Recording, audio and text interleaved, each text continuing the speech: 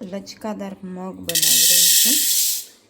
તો એના માટે મગની ક્વોન્ટિટી પણ થોડી વધારે રાખવી, કારણ કે લચકાદાર હોય એટલે ક્વોન્ટિટી થોડી લચકાના લીધે ઓછી થઈ જતી હોય છે. એટલે મેં અહીંયા અરાઉન્ડ 3 લોકો માટે 1.25 કપ જેટલા મગ લીધા છે અને એને ધોઈ અને થોડી વાર માટે પલાળી રાખવાના છે.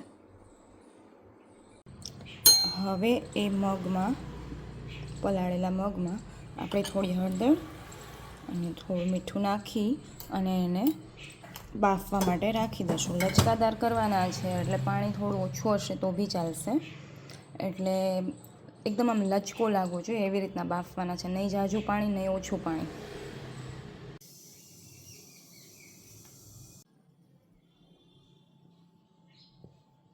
અહીંયા આપણા મગ બફાઈ ગયા છે. તમે જોઈ શકો છો કે કેવી રીતના દાણે દાણા છૂટા જ છે. અહીંયા કડાઈમાં થોડું તેલ લેવાનું છે. તેલ તમે તમારી રીતે લઈ શકો છો, થોડું કે વધારે. પછી તેલ થઈ જાય એટલે તેમાં રાઈ થોડી ફ્રાય થઈ જાય પછી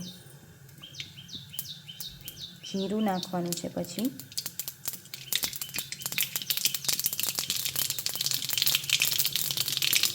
થોડી હિંગ, થોડું લીમડાના પાન, લસણની કટકી. અહીંયા તમે આદુ મરચાં લસણને પીસીને પણ લઈ શકો છો. મરચાંની કટકી, ખમણેલો આદુ. જો તમને લસણ છે કે મરચું છે તમને કટકી ખાવામાં ન ભાવતી હોય તો તમે એને પીસીને પણ લઈ શકો છો.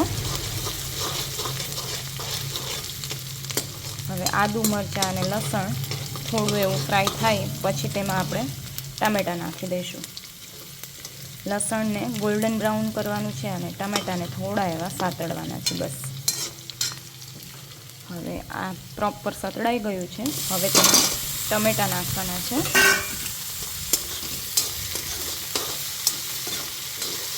હવે ટામેટાને થોડી વાર માટે, થોડા સોફ્ટ થાય એટલી વાર માટે ચડવા દેવાના છે.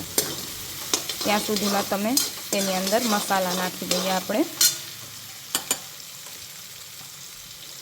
હળદર મેં મગમાં નાખેલી છે એટલે હું અહીંયા અવોઇડ કરું છું. મીઠું પણ નાખેલું છે એટલે ધાણા જીરું અને મરચું હું નાખી રહી છું ખાલી.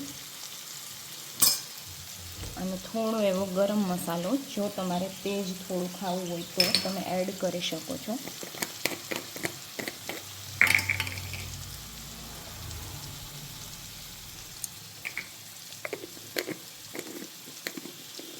અને તમારે ખાટા મીઠા મગ ખાવા હોય તો તમે એમાં લીંબુ અથવા છાશનો પણ યુઝ કરી અને ખાંડ એડ કરી શકો છો. હું સિમ્પલ જ બનાવી રહી છું તો હું આમાં કશું એડ નથી કરી રહી.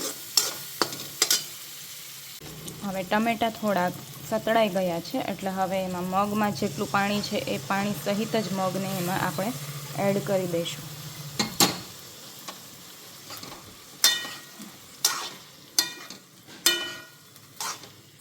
તમને એવું લાગતું હોય કે હળદર, મીઠું, ચટણી કાંઈ પણ તમારે વધારે એડ કરવું છે તો તમે તમારા સ્વાદ મુજબ તમે એડ કરી શકો છો.